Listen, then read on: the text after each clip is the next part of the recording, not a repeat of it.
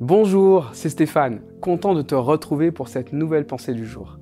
C'est une nouvelle semaine que nous commençons ensemble et nous allons réfléchir tout au long de cette semaine avec Rahab, qui est un personnage illustre et merveilleux de la parole de Dieu. Aujourd'hui, nous commençons avec cette notion très importante. Même si Dieu m'accompagne, cela ne m'empêche pas de préparer la situation et de préparer un plan.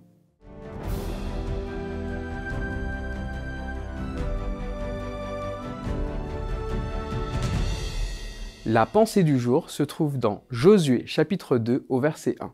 De Chittim, Josué fils de Nun envoya secrètement 2 hommes chargés d'une mission de reconnaissance.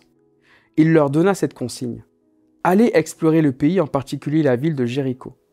Ils partirent et arrivés à Jéricho, ils entrèrent dans la maison d'une prostituée nommée Rahab et y passèrent la nuit. Dans ce passage, nous voyons à quel point il est important pour nous de préparer ce que nous avons à faire. Ici, Josué a l'assurance, la certitude que le pays qui est promis à Israël, il va pouvoir le conquérir et que la conquête sera victorieuse. Il le sait parce que Dieu l'a promis et Dieu a dit qu'il serait avec eux. Néanmoins, on voit ici Josué qui envoie 2 espions à Jéricho pour repérer le pays.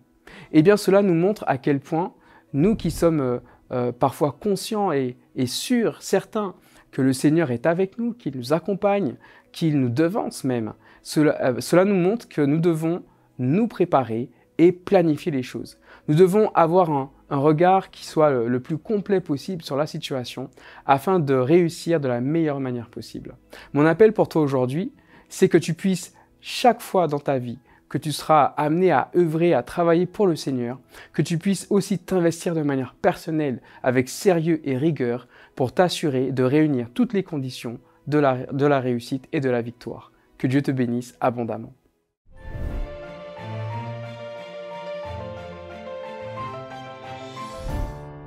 Cette semaine a été sur Rahab. J'espère que tu as apprécié ces méditations et je t'invite à relire les versets que nous avons vus. Si tu as vraiment apprécié ces messages, si ces messages t'ont touché, alors je t'invite à les partager avec tes amis, des personnes que tu connais, car je suis convaincu que cela pourra aussi les toucher. N'hésite pas à t'abonner à notre chaîne et à liker ces vidéos et que Dieu te bénisse abondamment.